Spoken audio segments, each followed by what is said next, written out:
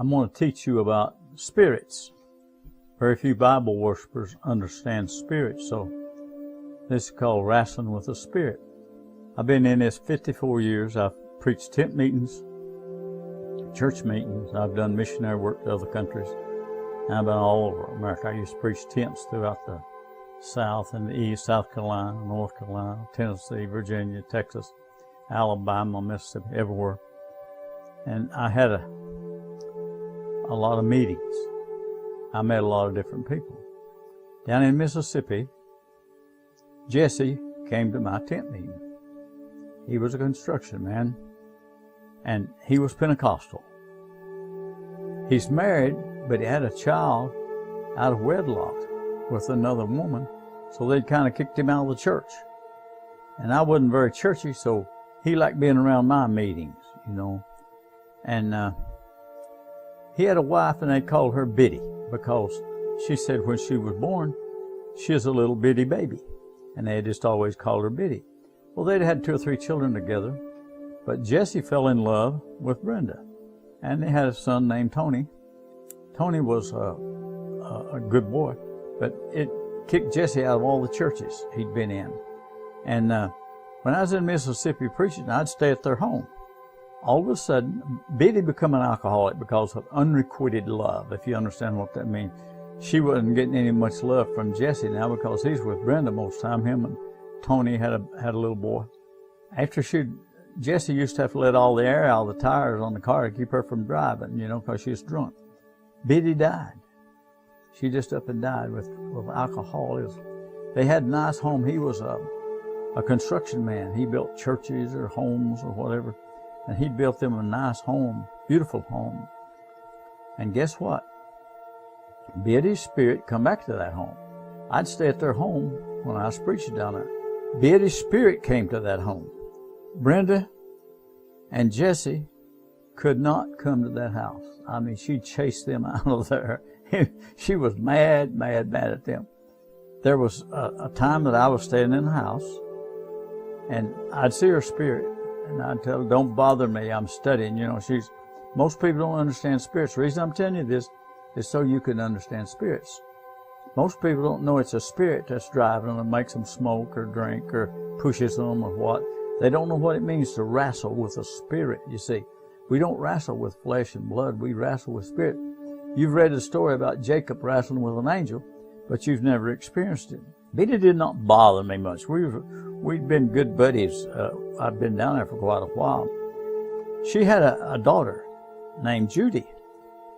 Well, Judy had been at the house all them years. They raised her. She graduated from school and everything. I had my camper parked outside their house, but I'd sleep in the guest room in the house. They had 3 or 4 bedrooms. And one day I laid down. I don't know why I did it. I laid down in Judy's room on the bed. Big mistake. Because spirits think funny. See, when they get into the spirit, they just have what they took with them. And she come in there, and she was telling me, this is Judy's room. Well, Judy had been married and been gone for months. And I told her, Judy's been married, and you know, we got into it. Me and Biddy, and she was a spirit. And she was going to throw me out of that bed. To tell you what wrestling with a spirit is, I don't have the vocabulary, many big words, but it's like wrestling with the wind. She was pushing me, and my legs was up in the air. She was trying to throw me out of that bed. And my eyes was messed up. I couldn't see, but just up. I couldn't see down. I could see up, but I couldn't see down. It's funny wrestling with a spirit. They kind of get in you. I don't know how you explain that. They'll get in your arms or in your legs, and they're moving you. And I can see spirits on people, and they don't even know it's a spirit because they're Bible worshipers. Anyway, me and her was having a time, and finally she made me mad. She was telling me, you don't belong in Judy's bed. See, she was taking up for Judy.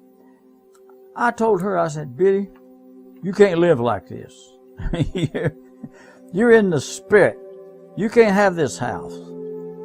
And now you can't have it yourself because you're spiritual, and you won't let nobody else have this house. I was a friend of yours, and I can't even live in here because you're trying to control things you're giving me a hard time. I was trying to study. I had a tent meeting going. She used to come to my tent meetings all the time. So we wrestled it out, and I said, I'm going out in my camper. Stay out there. I'm going out there and go to sleep. After that, she thought over what I told her. You know, she is a very intelligent lady and a good woman. But she didn't understand the spirit world. She'd come back to her house. So I was sitting in the den. They had a big old den, a big old house. I was sitting in the den, and I went into a little trance. And I called Biddy to me, and she come to me. She wanted to talk to me. And she said, she took to heart what I told her about she's in the spirit. She needs to go to the light. She said, tell Jesse that I'm sorry.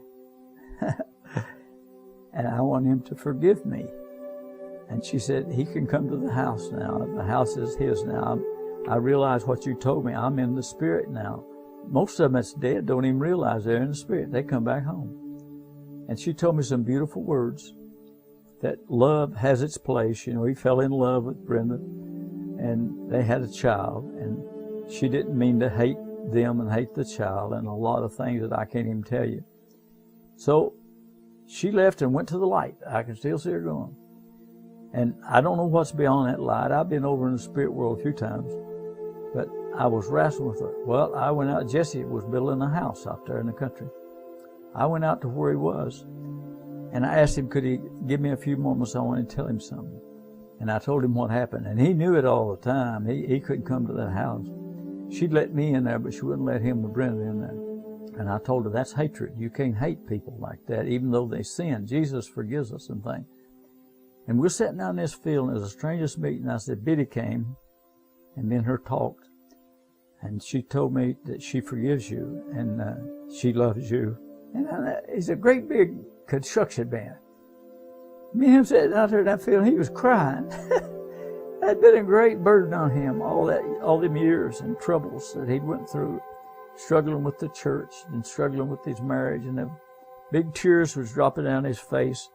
And I told him, I said, Biddy's gone now. She's gone to the light, and you can fix the house. And I helped him fix the house up, but he sold it. He don't want to live there no more.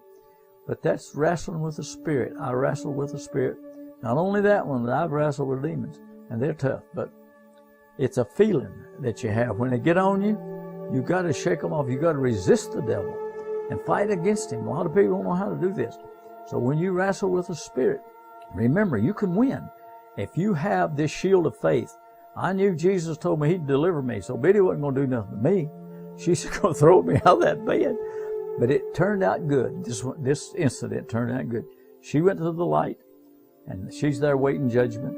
And Jesse then went on with his life and raised his son Tony. And I wanted to tell you, wrestling with spirits is real. You'll be wrestling with spirits like Jacob wrestled with an angel.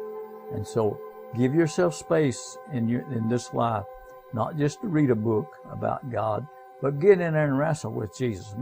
Jesus will just get down there and wrestle with you. I mean, he was in the flesh. He understands the flesh, but he always wins. He is a strong, powerful spirit. So get in the Spirit of God, walk in the Spirit, talk in the Spirit, live in the Spirit, love the Spirit, because that's where you're headed, folks. You're headed for the spirit world where Jesus is.